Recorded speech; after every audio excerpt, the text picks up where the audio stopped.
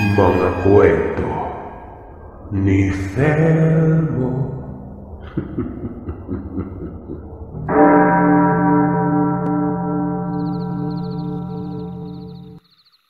Ako nga pala si Renarte. Tawagin niyo na lamang po akong Nante. Nakatira dito sa parte ng Baybay City, sa may Leyte. Ang kwentong ibabahagi ko sa inyo ay isa sa mga karanasang hindi ko makakalimutan. Ilang dekada nang nakalipas. Ang pangyayaring ito ay ang siyang pinaka nagbigay sa akin ng malaking trauma. Tipong inakala kong katapusan na ng mga panahon na naranasan ko ang pangyayaring ito.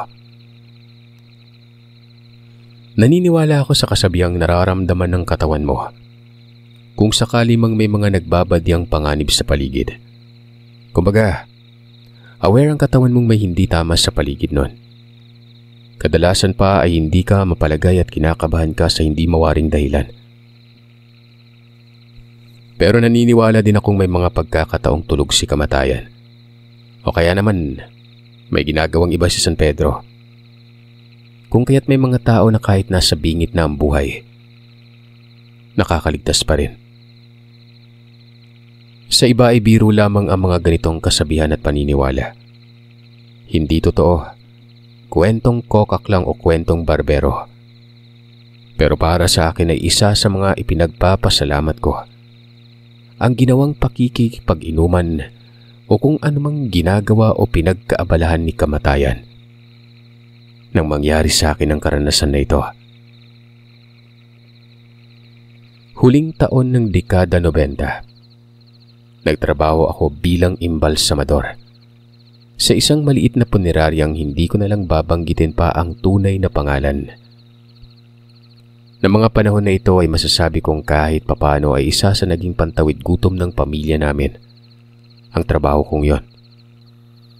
Pangit man at nakakatakot pakinggan ay taas noo akong nagsasabing matino ang trabaho ko at wala akong inaapakang tao. Mahigit kalahating taon na akong imbalsamador nang biglang umalis ang kapartner ko sa trabahong si Abner. Kung kaya't naganap na kaagad ang kapalitang amo kong si Mangbong. Isang linggo ang nakalipas magmula noong umalis si Abner. Nakahanap din kaagad si Mangbong ng kapalit nito.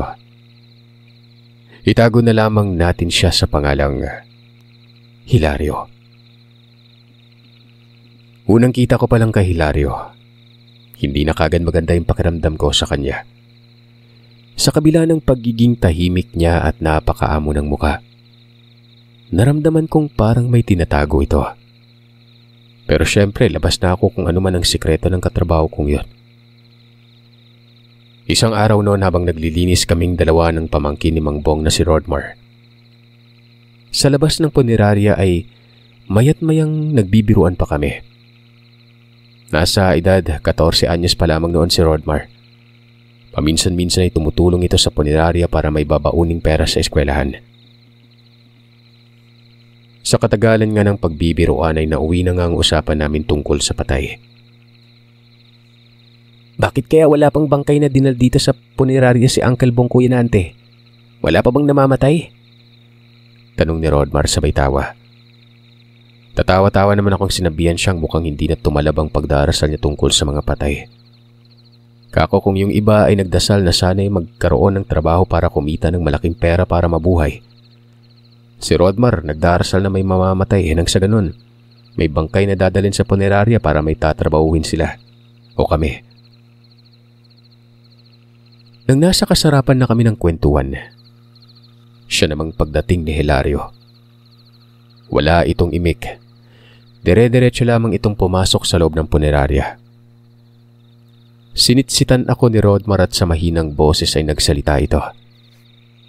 Tinanong niya ako tungkol kay Hilario. Kung ano o mano ang tingin ko sa bagong trabahante ng uncle niya. Patay mali siya na ibinalik ko ang tanong sa kanya. Kung ano ang ibig niyang tukuyin. Hindi ko kasi siya maintindihan kaya't pakilinawan niya kako. Wala ho. Huwag mo nalang pansinin yung sabi ko. Tugon niya. Tapos ay nagkibit balikat na ito. Hindi ko na muli pang tinanong si Rodmar. Alam ko naman kasi kung ano ang gusto niyang iparating.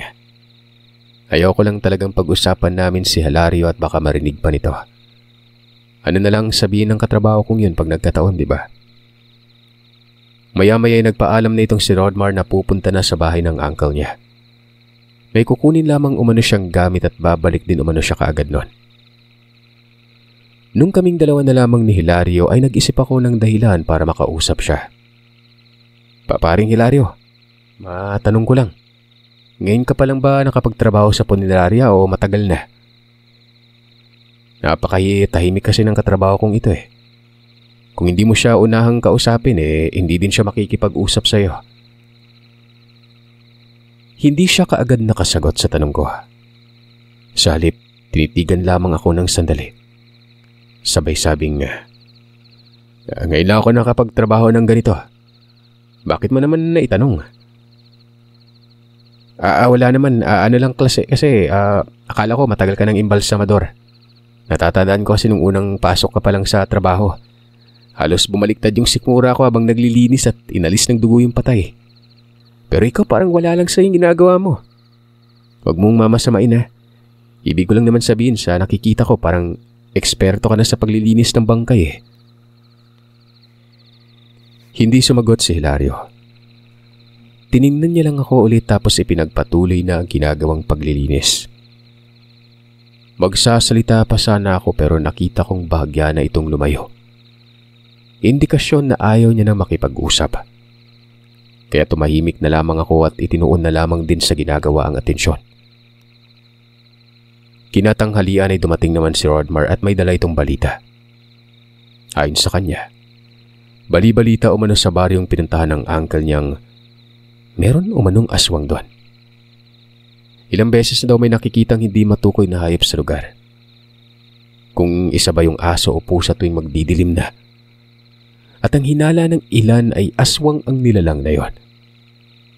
Sa tuwing namamataan daw kasi yon sa baryo ay walang mintis kinabukasan. May bangkay na naman ng hayop ang nakahandusay sa kasukalang ng daan. Wakwak ang tiyan at wala na ang ilan sa laman loob ng bangkay. Noong suriin ng ilan sa mga nakakita. Hindi ako kumbinsido sa sinabi ni Rodmar. Kaya't sinabihan ko siyang bakaligaw na hayop lang ang may kagagawan sa mga nagkanda-matayang alagang hayop sa lugar. Alam mo kasi medyo liblib pa yung baryong sinasabi mo. Kaya hindi malabong may mga ligaw na hayop yung nagawi doon. Wika ko pa. At iginiit kay Rodmar na hindi totoo ang sinasabi niya. Sunod-sunod na pag-iling ang naging tugon ni Rodmar. At nagwikang totoo ang sinasabi niya. Naaswang talaga ang bumiktima sa mga alagang hayop sa lugar.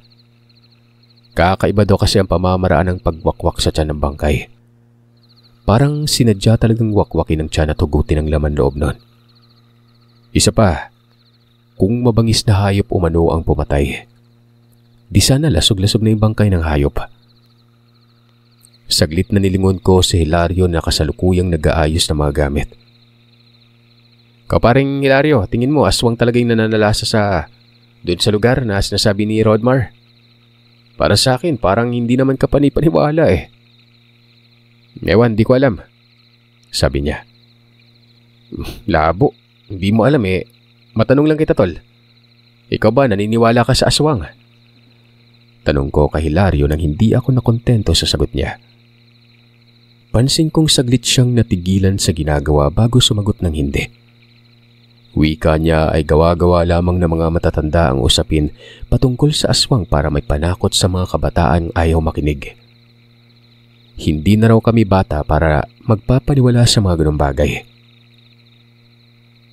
Sinang-ayunan ko ang sinabi ni Hilario. Para sa akin totoo naman kasing gawa-gawa lamang ng mga matatanda ang usapin tungkol dun eh. Pero saglit akong natigilan ng maalala ang isang pangyayari ng minsang may inimbalsamo akong bangkay ng lalaki nun. Kasama ang dati kong katrabaho si Abner. Natatandaan ko pa na noong itinuro ko na ang malaking karayom para sipsipin ng dugo papunta sa bakanting galon. Bigla na lamang dumilat at ngumisi ng nakakakilabot yung bangkay. Nakailang beses pa akong napaatras na makita ko ang magkabila ang pangil nito. Sa bawat gilid ng bibig nun, Pero saglit na saglit lamang ito.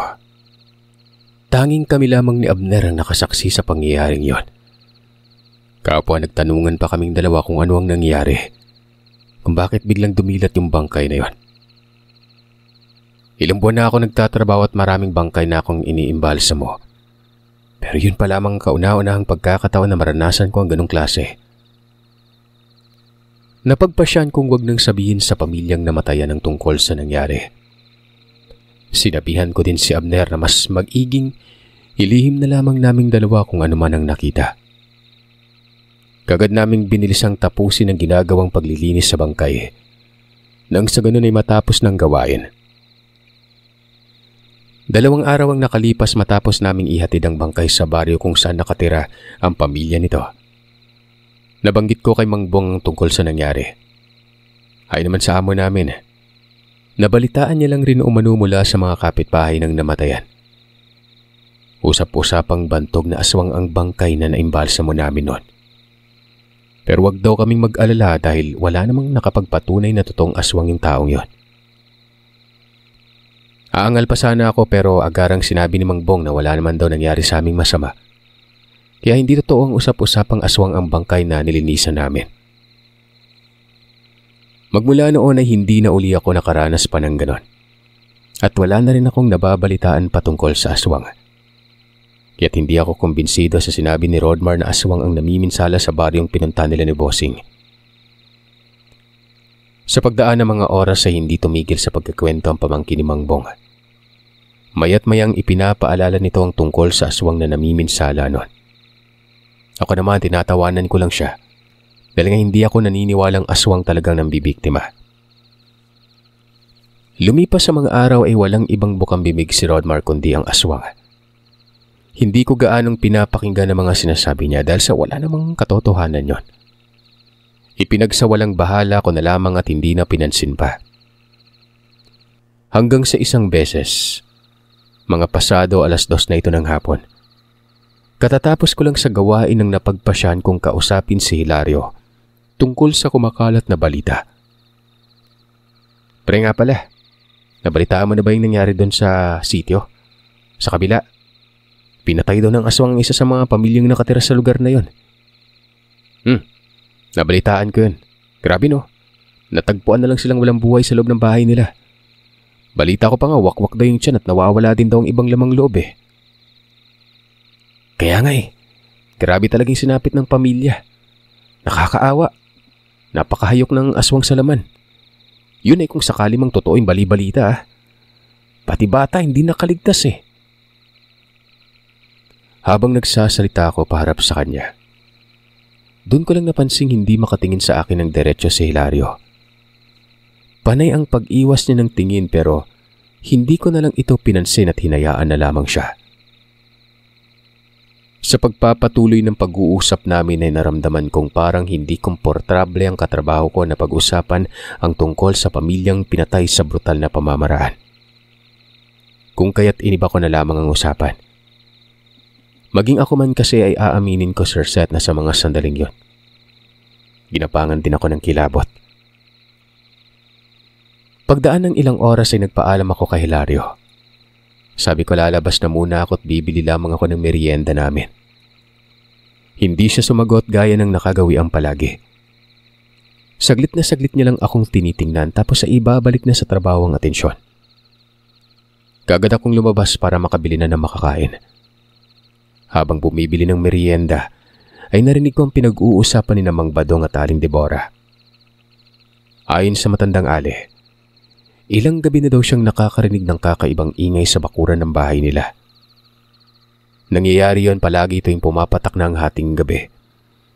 Kapag naman sinisilip ng asawa niya mula sa siwang ng bintana at hinahanap kung saan ang ingay ay wala naman daw yung nakikita o naaaninagan man lamang. Tuloy. Nangangamba sila lalo na at buntis pa naman ang 3 buwan ng anak niyang si Melody. Hindi din nila matukoy kung anong klaseng nilalang ang nagawi sa bakuran nila kinagabihan.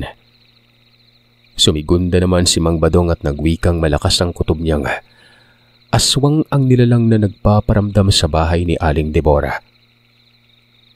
Kunot noong nagtanong naman si Aling Deborah kung paanong nasabi ni Mang Badong na aswang yon. Ni minsan wala pa namang napapabalita ang may aswang na nagawi sa baryo eh. Malakas ang ginawang pagbuntong hininga ni Mang Badong. Baka nakalimutan niyo yung nangyaring patayan sa karatig lugar. Hindi ba't ang sabi ay aswang ang pumatay sa magpamilya?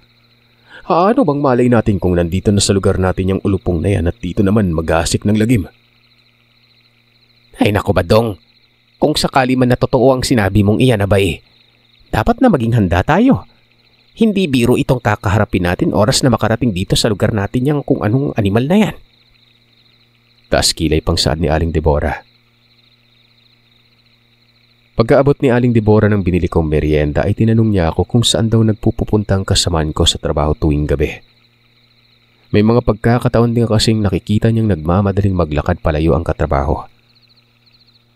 Nung sinusubukan namang sundan ng asawa niya si Hilario, bigla na lamang daw itong naglalaho paglagpas sa malaking puno.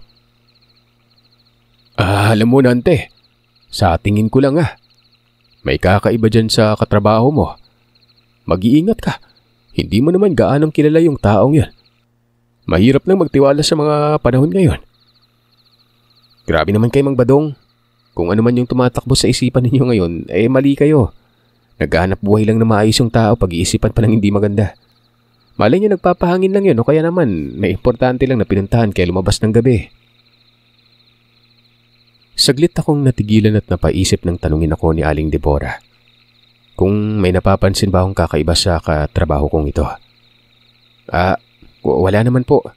Bakit niyo naman naitanong? Teka, Aling Deborah, wag niyong sabihin. Agarang nagsalita si Aling Deborah at sinabing kaya niya na itanong yun dahil sa nawibirduhan nga siya sa mga kinikilos nito. Lalo na kapag nakikita niya itong naninigarilya sa labas ng punerarya. At panay ang tingin sa anak niyang si Melody. Kinikilabutan daw siya sa kakaibang titig na pinupukol nito. Baka naman humanga lang po si Hilario sa anak niyo. Maganda at sexy si Melody kahit na may asawa na. Kaya hindi malabong magtititingin pa rin yung lalaki sa kanya. Basta, hindi ako komportable dyan sa katrabaho mo. Kung makatitig sa anak ko, akala mo pinagnanasaan ng palihim. Sinang-ayunan naman ni Mang Badong ang sinabi ni Aling Deborah. May mga sinabi pa itong hindi maganda tungkol kay Hilario. Nako, Mang Badong, Aling Deborah, tigil-tigilin niyo nang yung pagchichismisan. Kanina aswang lang yung pinag-uusapan niyo, tapos napunta kay Hilario. Nang makabalik na ako sa punerarya ay mabilis ko nang tinawag si Hilario para makapagmerienda na kami. Pero nakailang tawag ako noon. Wala akong nakuhang sagot. Hinanap ko siya at nung nakita ko na nga siya ay napansin kong parang may ginagawa siya sa bangkay. Parang inaamoy-amoy niya. Alam mo yung parang asong naghahanap ng pagkain. Par, nandito ka lang pala. Tara na't magmerienda na tayo, may binili akong tinapay. Tila nagulat si Hilario dahil napaigtad pa siya at ilang segundo munang nakalipas bago niya ako nilingon. Tara na dun sa mesa, magmerienda na tayo. Sige, mamaya na lang ako. Una ka na magmerienda, busog pa ako Ganun ba siya? Iwan ko na lang yung merienda mo sa mesa para may kakainin ka mamaya kapag nagutom ka. Mula sa kinauupuan ko ay natanaw ko si Hilario. Nakikita ko kung anong ginagawa nito. Habang pinagmamasdan ko siya ay hindi ko mapigilan ang sariling mapaisip tungkol sa sinabi ni Aling Deborah.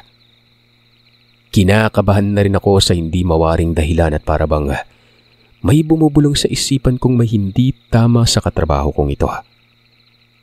Ganun pa man, pilit ko itong iwinaksi sa isipan. Sumapit ang kinagabihan matapos maghapunan. Pumasok na ako sa silid-tulugan para makapagpahinga na.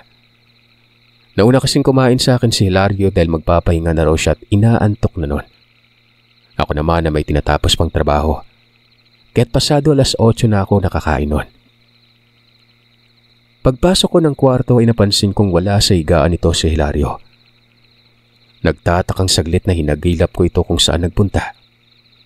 Ang paalam niya kanina ay mauuna na siyang magpahinga gawa ng nakakaramdam daw siya ng pananakit ng katawan at pagod. Kaya't ako na lang ang tumapos sa paglilinis ng bangkay. Pero nalibot ko na ang punerarya ay wala akong nakitang Hilario. O kahit na ang anino niya, wala nun. Napapailing na lamang akong bumalik na lamang sa kwarto at nagpahinga na. Nasaan kaya yun? Hindi man lang nagsabi kung saan nagpunta. Sa tabi ng punerarya lang din ang silid-tulugan namin, Sir Seth, para kahit anong oras na pupunta ang boss namin at may ipapagawang trabaho sa 10 oras ng gabi. Nakahanda kami palagi. Gaya na lamang sa mga pagkakataong may bangkay na kukunin sa liblib na lugar at kinakailangang madilim pa lang ay bumiyahe na. Nang sa ganun, paglabas ng haring araw ay naroroon na kami sa bahay ng namatayan at makuha ang bangkay para madala sa punerarya at malinisan. Balik tayo sa kwento. Makalipas nga ang ilang minutong nakaiga ay bigla akong nakarinig ng mahihinang pag-ungol. Para itong pusang inagawan ng pagkainon. Matapos ang sunod-sunod na ingay ay nakarinig naman ako ng taong humihikbi. Hindi muna ako kumibo sa hinihigaan at matamang pinakinggan ng ingay. Baka kasi nagkamali lamang ako ng dinig nun. Baka hindi tao ang naririnig kong umiiyak. Pero dumaan pa ang ilang segundo ay naroon pa rin ang ingay na yon. Humihikbi. Dahan-dahan akong bumangon at hinanap kung saan nanggaling ang ingay. Pero hindi ko mahagilap. Paparing Hilario, nandyan ka ba? Akala ko kasi siyang umiiyak eh. Kako baka may problema lang siya. Siguro ayaw niyang marinig o malaman kung may pinagdadaanan siya nun. Kaya tahimik lamang yung umiiyak at tanging pag-ikbi lamang ang naririnig ko. Pero dumaan ang ilang segundo ay wala akong narinig na sagot mula sa kanya.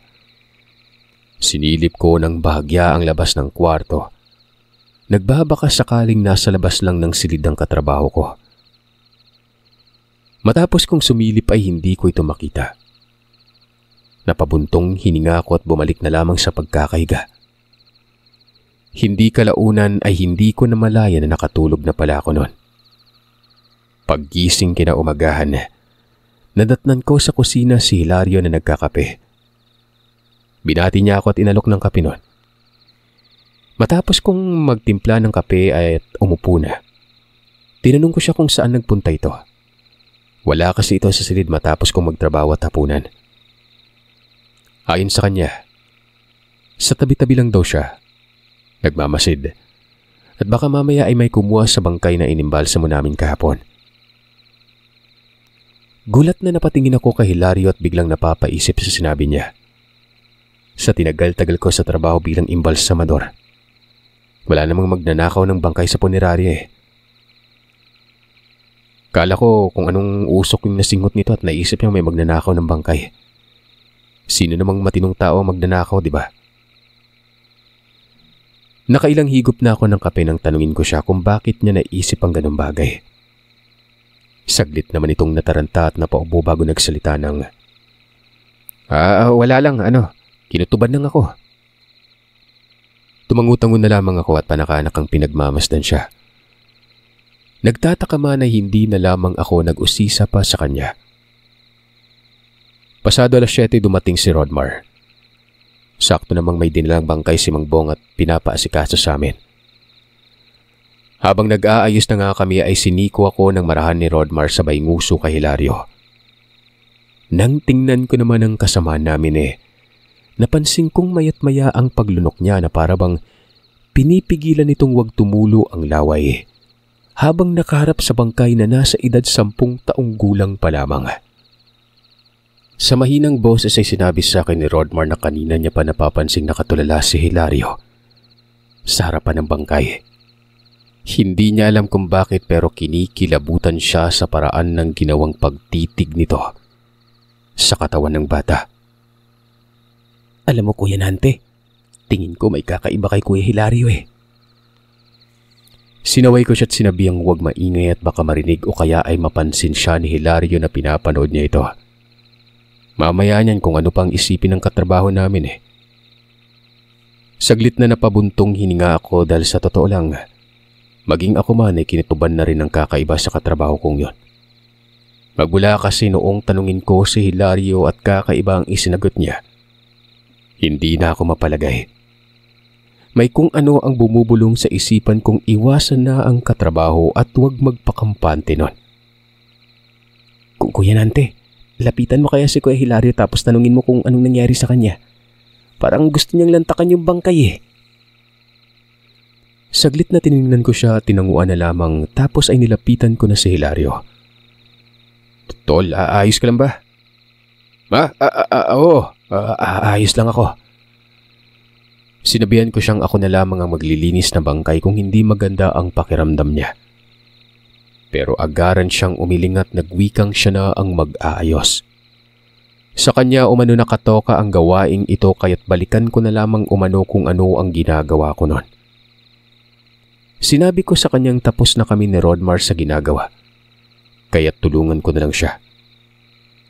Tumango lang siya pero hindi na nagsalita pa. Tol, sandali. Kukunin ko lang yung galon na paglalagyan ng dugo. Sabi ko. Sumunod naman sa akin si Rodmar dahil may kukunin din daw siya. Kaya't naiwan si Hilario na nasa harapan ng bangkay nun. Makaraan ng ilang sandali bitbit ang galon ay nagmadali na akong bumalik. Kasama ko si Rodmar para maumpisa na ang pag-imbalsamo. Pero sabay kaming nagkatinginan ni Rodmar nun. Nung papalapit na kami kay Hilario ay nakita ko itong sinasaksak ang tiyan ng bangkay. Gamit ang patalim na parabang gustong-gusto niyang wakwakin at hugutin ang lamang loob. Kitang-kita ko pa ang gigil ni Hilario habang ginagawa yon. Tol, anong ginagawa mo? Hindi ganyan yung paglilinis ng bangkay, di ba? Dugo lang. Hindi laman loob. Napatigil ito. Lumingon sa kinatatayuan ko sabay sabing, akala ko papapatil laman loob, aalisin eh. Pasensya na tol, alam mo namang baguhan pa lamang ako dito sa trabaho natin. Takang-taka ako nun. Pinasadahan ko ng tingin ng bangkay. Ang bihira, iari tayo nito kay bossing. Di bale, takpan na lang natin yan para hindi makita ng kamag-anak kapag hinatid natin sa bahay nila. Sinabihan ko siyang ako na lamang ang mag-aayos ng bangkay. Baka kung ano pang gawin niya at mas lalo kaming mayari sa amo namin. Dahil sa ginawa ni Hilario ay mas lalo kaming natagalan ni Rodmar sa trabaho. Kinailangan pa kasi naming tahiin ang parte ng tiyan kung saan sinugatan niya ang bangkay. Matapos kaming maglinis ng bangkay at makapaglinis ng katawan, nagpaalam na ako kay Hilario na magpapahinga na. Iidlip lamang ako saglit at sila na ni Rodmar ang bahala maglinis sa mga nakakalat na gamit. Nakaramdam ako ng pagod at pananakit ng katawan matapos sa maghapong pakikipagbakbakan sa bangkay. Matapos tumugon ng katrabaho ko ay pumunta na ako sa silid at na magpahinga. Ilang segundo lang ang nakalipas ay tuluyan na akong nakatulog nun. Hindi ko na namalayan kung ilang oras akong nakatulog dahil sa nagising na lamang ako ng maramdamang may yumuyugyug sa balikat ko. Kinusot-kusot pa ang mga mata nang napag-alamang si Rodmar lang pala ang nangangalabit. Nang makabangon ako ay tinanong ko siya kung bakit niya ako ginising. Ano bang kailangan mo nang gigising ka? Ang pinakaayaw ko pa naman sa lahat ay yung gigisingin ako nang nasa kasarapan ng tulog, Sir Sat. Tapos tutulala lang kapag tinatanong ko. Tinitigan ko si Rodmar at sa mariin at medyo malakas na boses ay muli ko itong tinanong kung ano ba ang kailangan niya. Sa kabadong boses ay sinabi sa akin ni Rodmar kung nasaan ang kasama naming si Hilario. Nagtataka namang kumunot ang noo kong nagtanong sa kanya kung bakit niya sinabi sa akin kung saan ito. Bihira ka namang bata ka oh. Dinistorbo mo yung tulog ko para lang sabihin mo sa akin kung nasaan yon. Hindi nagsalita si Rodmar. Sali pa hinawakan niya ang kamay ko at hinatak palabas. Naramdaman ko ang malamig at nangangatog na kamay ni Rodmar. Kung kaya't hindi na ako nagtanong pat, nagpatianod na lamang ako kung saan pupunta ito. Nang malapit na kami sa silid kung saan naroon ang mga bangkay na nililinisan, nakita kong bukas ng bahagyang pinto. Huminto si Rodmar at sinenyasan niya akong sumilip sa loob. Ano ba kasing meron dyan at pinapasilip mo ako? Sinaway niya ako at sinabihang hinaan ko ang boses at marinig kami ni Hilario. Habang nagsasalita sa paus na boses si Rodmar, pansin kong takot na takot ito. Para kang baliw, Rodmar. Kinakabahan ako sa mga pinagagawa mong bata ka eh. Ano mo meron sa loob? Sumilip ka na lang, Kuya Nante, para masagot yung tanong mo. Sumilip ako noon. Nanlaki ang mga mata ko at nangilabot ang buong katawan. Nakita ko si Hilario. May ginagawa sa bangkay na nililinisan namin. Kitang-kita ko kung paano niyang butasin ang tagiliran ng bangkay. Kasabay ng pagbutas noon ay ang dahan-dahang pagdukot nito sa lamang loob. Habang hinihila niya palabas ang laman ng bangkay, tumutulo ang laway nito. Gutom na gutom. Pero ang mas ikinapang hilakbot ko sa lahat ay nung makita ko kung papanong hatakin ni Hilario ang lamang loob na hinugot niya. Halos magkanda suka-suka na ako nang makita ang nakakapangilabot na pinaggagawa niya. Pero ang hindi ko inaasahan sa lahat ay noong biglang lumingon ito sa kinaroroonan naming dalawa ni Rodmar at dahan-dahang lumalapit. Pigil ang hiningang hindi ko maalis-alis ang tingin dito. Lalo na noong unti-unting nagbabago ang itsura niya at tinutubuan ng maraming balahibo sa katawan. Nanlilimahid na rin ang mukha nito ng dugo na aakalain mong ipinanghilamos niya yon. Aswang, Kuya Nante. Aswang si Hilario. Bago tuluyang makalapit sa amin ni Rodmar si Hilario, dali-dali ko na siyang hinatak at sabay na kaming napatakbo palabas ng punerarya. Habang nagkukumahog tumakbo palabas ay rinig na rinig ko ang mahihinang pag-angil ni Hilario.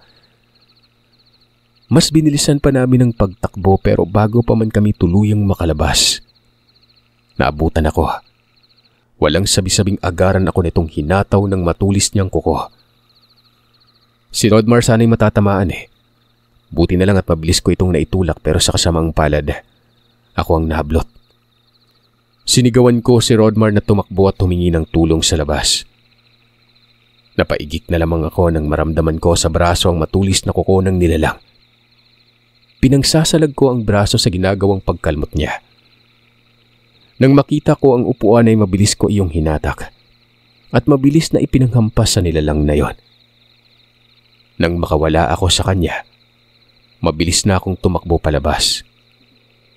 Paglabas ko sa punerarya ay nagsisisigaw ako na humihingi ng tulong.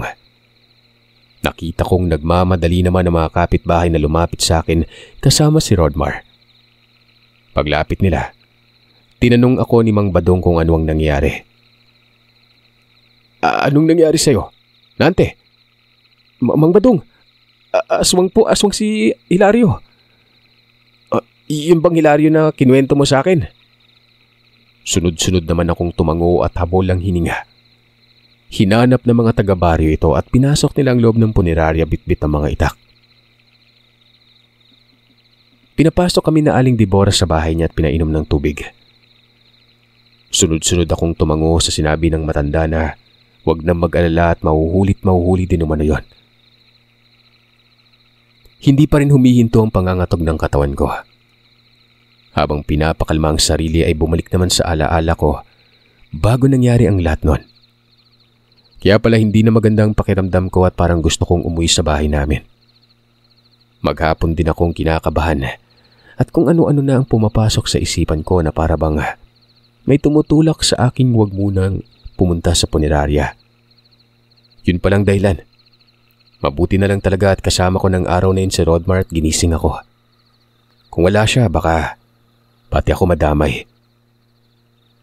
Maya-maya bumalik ang mga tao at nagsabing napuruhan umano nilang nilalang. Nang maabutang nilalantakan pa rin ito ang bangkay sa loob ng punerarya. Marami umanong tinamong taga yung nilalang kaya natitiyak niya na kung makakalayo man ito, hindi na ito sisikatan pa ng araw. Dito ay mas lalong kumalat ang kuro-kuro. na baka itong si Hilario ang namiminsala sa mga karatig lugar. Napag-alaman din namin na hindi pala talaga nanggaling sa Negros ito, kundi sa isang isla pa na kilala bilang, alam niyo na, lugar ng mga aswang. At dahil nga sa pangyayaring iyon ay napagdesisyonan kong umalis na lamang sa trabaho. Medyo matagal-tagal din akong nakahanap noon dahil nagkatrauma ako sa nangyari at hirap na rin akong magtiwala pa. Pero kalaunan, naging maayos na rin ang lahat at nakahanap na rin ako ng bagong mapapasukan. Magmula nga noon, unti-unti nang bumalik sa normal ang buhay ko. Walang kinatatakutan at hindi ako palaging nangangamba sa kapakanan kung baka may makatrabaho na naman ako na isang aswang.